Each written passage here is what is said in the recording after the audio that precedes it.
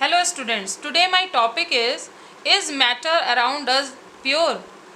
So we know already that anything which occupies space and have mass is a matter. So matter is divided into two parts. First one is pure substance and another one is mixture. The pure substance is element and compound and mixture is not pure. So first one we take element. There are 118 elements found so far. 92 elements are found in earth crust, but other elements are prepared by artificial means. 98% of earth crust composed of 8 elements, that is O2, Si, silicon, aluminium, iron, calcium, sodium, potassium, magnesium. These 8 elements are composed in earth crust. The rate is 98%. They are given named by their symbol and they are given name by their symbol. They are found in 3 states. The elements are found in 3 states: solid, liquid and gas. So in these elements, from these elements we have aluminium, copper and iron and sulfur are solid. Mercury, bromine are liquid. H2N2, that is hydrogen, nitrogen and oxygens are gas. Now come to the classification of element. There are three types of elements. One is metal, another is non-metal and third one is metalloid. So the characteristic of metal are they are electropositive, as they give the, for example, Na. Na have 11 atomic number and its electronic configuration is 281. So it is possible for Na to give one electron to other atom to attain octet rule. So that is why the Na is, because it gives one electron, so it have one positive charge. So metals are electropositive in nature because they lose one or more electron from their atoms to form positive ion, like that. Na lose one electron and Mg lose 2 electron. Now characteristics of metals are solid except mercury. Mercury is liquid. It is metal but it is liquid.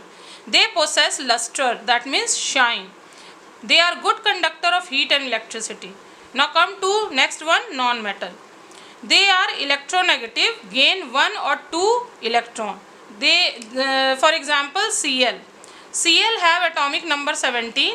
According to it, it has electronic configuration 287. So it take 1 electron to fulfill the octet to become stable. So that is why they gain 1 or 2 electron to form negative ion. For example, here Cl gain 1 electron to become negative and S sulfur gain 2 electron to become 2 negative. So non-metals are found in all 3 states: solid, liquid and gas. Bromine is liquid in nature. Then come to metalloid. Boron, silicon, germanium, argon, antimony, tellurium, astatine do not fit completely either in the metal or non-metal. Means metalloid are come in between metal and non-metal. They are neither a metal nor a non-metal. So they have some property of both metal and non-metal are called metalloids. These metals which have both the property, some property of metals also and some properties of non-metals also, they are known as metalloids. Now come to compound. It is a pure substance containing 2 or more elements combined together in a fixed proportion by mass. For example, H2O made up of element H2 and O2 in a fixed proportion, that is H2 is 1 and O2 is 8 by mass. So by this reaction electrolysis take place to form water. When oxygen and O2 and H2 get electrolyzed, then they form water molecule. Another example is sand, silicon oxide, carbon dioxide. They all are compounds: NaCl, HNO3, H2SO4, CuSO4, that is copper sulfate. Now characteristics of compound. First is composition. A compound consists of two or more elements, that is CO2.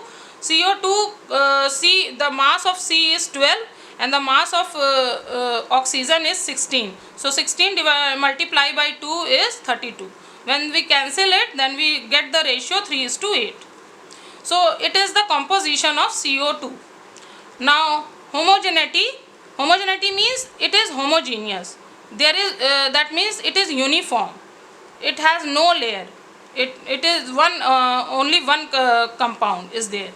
Now come to properties. Its property totally different from any element. For example, compound NaCl. Na is highly reactive and Cl is a gas. So both of them when combined with each other, they form solid with low reactivity. Bonding. Element when combined, it forms bond. There are three types of bonding: electrovalent bonding, covalent bonding and coordination bonding. So when element combine with the help of electrovalent, covalent and coordination bonding, then they form compound. Energy change. In the formation of compound, either energy is consumed or evolved. Compound cannot be separated by physical, mechanical method. They can be separated by chemical method only. They have fixed melting and boiling point. So my question is for today is, what is element and its classification and characteristic? What is non-metals and metalloids? What are compounds and its characteristics? Thank you.